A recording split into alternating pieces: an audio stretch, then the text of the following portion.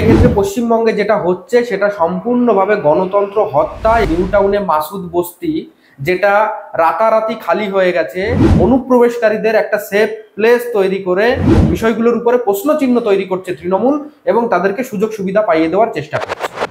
গোপালদা, আপনাকে মাধ্যমে স্বাগত।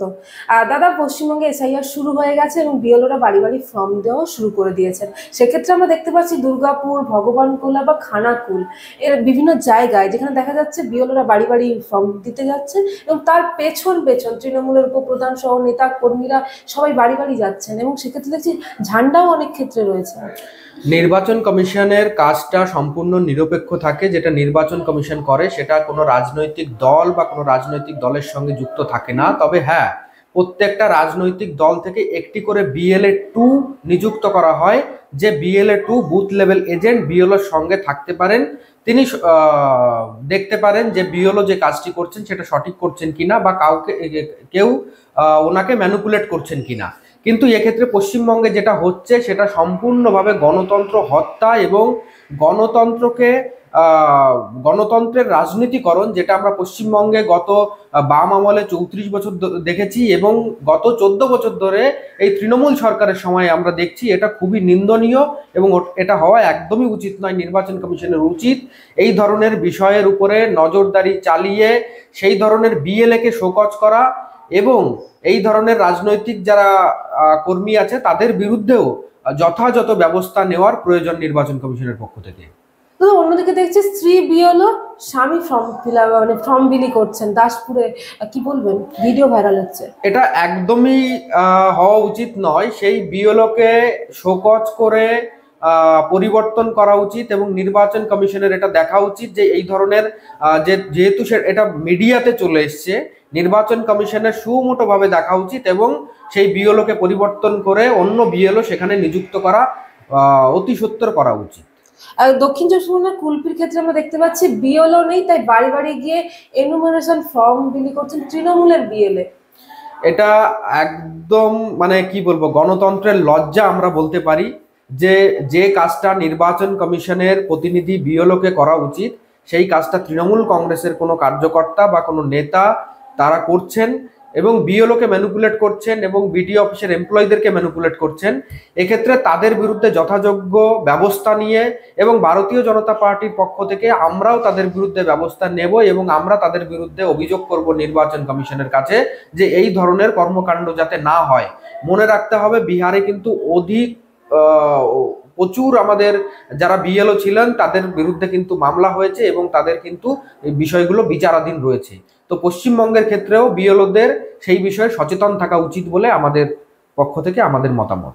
এই সময় ফর্ম দেওয়া শুরু হয়েছে, সেক্ষেত্রে এখনই যদি আমরা দেখি বিএলওরা এরকম ধরনের কার্যকলাপ করছেন, সেক্ষেত্রে আপনারা কোনো ব্যবস্থা নেবেন কি?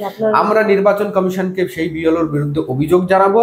সেই বিএলওর বিরুদ্ধে অভিযোগ জানিয়ে সেই বিএলওকে যাতে পরিবর্তন করা হয়, অন্য বিএলওকে যাতে নিযুক্ত করা হয় এবং সেক্ষেত্রে যেন কোনো রাজনৈতিক ম্যানিপুলেশন না হয়, সেই জন্য আমরা নির্বাচন কমিশনের কাছে আমরা অভিযোগ জানাবো আমাদের পক্ষ থেকে।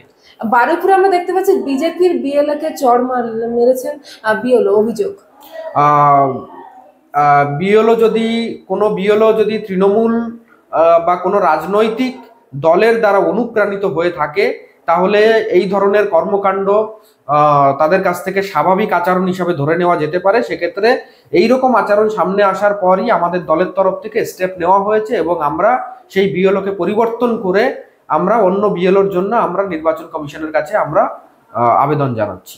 খাস কলকাতায় আমরা দেখতে পাচ্ছি তপসিয়ায়, যেখানে দেখতে পাচ্ছি বিএলওরা যারা এসআইআর এর কাজে বাইরে বেরিয়েছিলেন তারা সেই কাজ করেছে তৃণমূল ক্যাম্প অফিসে। এটা কোনো জায়গাতে বিএলওদের করার অধিকার নেই। বিএলওদের নিয়ম হলো তারা বাড়ি বাড়ি গিয়ে এনুমারেশন ফর্মটি তারা দেবেন। কিন্তু যদি কোথাও দুই দলেরই BLA-2 একত্রিত হয়ে যদি মনে করেন যে না, সমস্ত জায়গাতে কোনো একটা জায়গাতে ডাকলে বা একটা পাড়ার কোনো একটা মাঝে বসলে পরে সব জায়গার লোকের ক্ষেত্রে কমিউনিকেটেড, তো সেই ক্ষেত্রে দুই দল বা বাকি যারা দল আছে সেই সমস্ত দলের BLA-2-দের সঙ্গে আলোচনা করে করা যেতে পারে। কিন্তু সেটা কোনো রাজনৈতিক দলের, সেটা ভারতীয় জনতা পার্টির রাজনৈতিক পার্টি অফিসে যদি হয়ে থাকে সেটাও উচিত নয় এবং তৃণমূলও যদি তৃণমূলের দলের অফিসে যেটা করেছে সেটা তো একদমই উচিত নয় এবং এটা একদমই মানে নিন্দনীয় ঘটনা। আমরা দেখতে পাচ্ছি যে এসআইআর ঘোষণা হওয়ার পর থেকে দেখছি যে বিভিন্ন বাংলাদেশের যে সীমান্ত বর্ডার এলাকায় প্রায় এই 3 দিনে আমরা দেখছি কয়েকশো জন বাংলাদেশি গ্রেপ্তার হয়েছে। এই যে বাংলাদেশ যাওয়ার হিড়িক, কি বলবেন? এখানেই তো প্রমাণ হচ্ছে যে পশ্চিমবঙ্গে বাংলাদেশি রয়েছে।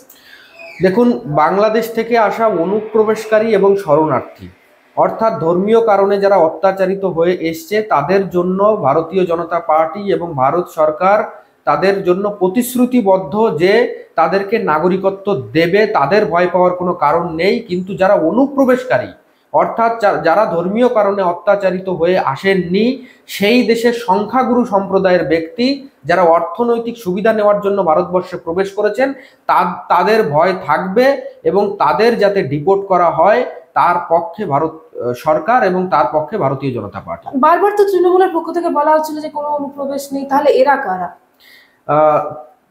তৃণমূলের পক্ষ থেকে যেটা বলছে যে কোনো অনুপ্রবেশকারী নেই, তাহলে আমরা সম্প্রতি দেখতে পেলাম যে নিউ টাউনে মাসুদ বস্তি যেটা রাতারাতি খালি হয়ে গেছে।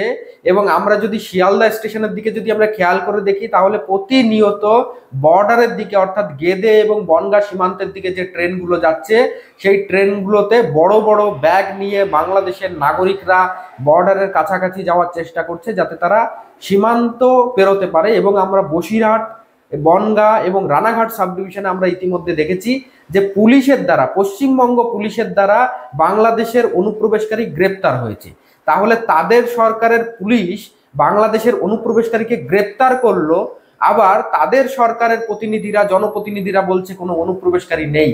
তাহলে তাদের দুটো কথা কি কন্ট্রাডিক্ট করছে না এখানে?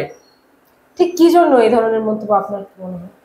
তারা রাজনৈতিক স্বার্থ চরিতার্থ করার জন্য, তাদেরকে একটা ভোট ব্যাংক তৈরি করার জন্য, তাদেরকে এই ধরনের একটা আশ্বাস দেওয়ার জন্য যে আপনাদের কোনো ভয় নেই, বা তাদের voter ID card, birth certificate এই ধরনের বানিয়ে দিয়ে অনুপ্রবেশকারীদের একটা সেফ প্লেস তৈরি করে তাদেরকে সুযোগ সুবিধা পাইয়ে দিয়ে তাদেরকে পার্মানেন্ট ভোট ব্যাংক তৈরি করার জন্য দেশের নিরাপত্তাকে যাতে দেশের নিরাপত্তা সুরক্ষা এই বিষয়গুলোর উপরে প্রশ্নচিহ্ন তৈরি করছে তৃণমূল এবং তাদেরকে সুযোগ সুবিধা পাইয়ে দেওয়ার চেষ্টা করছে। Goa's transformation is more than just development. It's about progress and a brighter future for all. Bridges that unite aspirations, highways that bring communities closer, world-class airports welcoming opportunities. From modern infrastructure to seamless connectivity, Goa is on the fast track to grow. Under the decisive leadership of Prime Minister Narendra Modi and Chief Minister Dr. Pramod Sawant, the double-engine Sarkar is driving Goa towards Vikasit Bharat 2047, a future of prosperity, innovation and limitless possibilities.